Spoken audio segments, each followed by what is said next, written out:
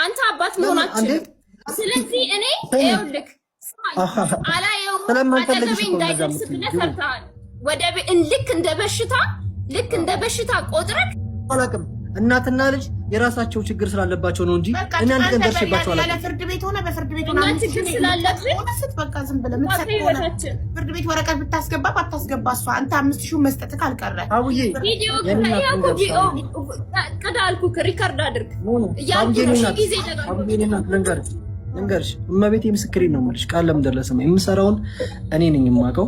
ለልጄ መኖር እፈልጋለሁ። አሁንም አባት ነው መሆን ገንዘብ አይደለም መሆን እፈልጋለሁ። አባት ነው። አባት ውስጥ አባትነትም ገንዘብም አለ። እምቢ አለች። ምን እናድርግ? አባትነትህን አልፈልግም ማቴ አንተን አትድረስብኝ። አባትነትን አልፈልግም ካለች ገንዘቤን ነው። እንደዚህ አይነት ሰው እየወነጀለች ነው። ባይዘው እኔ ከሰው ጋር ጣልቻለሁ። ሰላማዊ ሰው በተፈሪ በሀገሬ የተከበርኩ ራሴን ሰው እያከበርኩ ምን ነው ሰው ልጁ እያከበርኩ ምን ነው ወደ አንተ ህይወት አይመጣም። ቅዳ በደንብ ዝም ብለህ ቅዳ። ልጁ አድጎ ወደ አንተ ህይወት አይመጣም። ልጄን አሳድጋለሁ፣ ምንም አይጎለውም። ስለኔ ልጅ አይመለከትህም። ከዚህ በኋላ ለህይወቴ ስለምፈራ አጠገቤ እንዳትደርስ። ብርህን 5000 ብር ነው የተፈቀደልህ። 5000ን ውሰደው። በእኔም በልጄም አይመለከትህም። ስለዚህ ልጄም አጠገብ እንዳትደርስ። እኔ ማጠገብ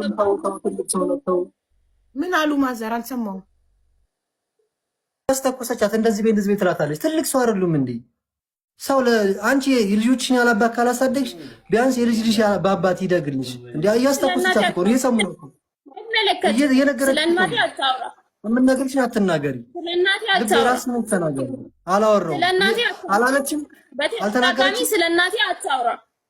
ስለእናቴ አታውራ። ማዘር አላለችም። አንዴ ዝም በይ። ድራማ እንደ ካፕ የሚለውን ቃል እኔ ነኝ የተጠቀምኩት። ዲዋር ለሚያልችው እሷ ያለችው እንደ አብርሽና ሩት እኮ ካፕል ሆኖ ነው የሚሰሩት አይደለም እንዴ? እኮ እንደ አብርሽና ሩት እንስራ አለኝ። እኔ ደግሞ አልፈልግም። እኔ አልኩት ማለት ነው። አዳምጪ። ዲቦራ የሚል ርዕስ ያለው ድራማ ርዕስ ጽፈን አዳምጪ። ኢቭን ያልኳት የእሷን ስቶሪ ጽፈን ብንሰራው ገና መከመን ያልኳት በቃ እቺን ያልኩት።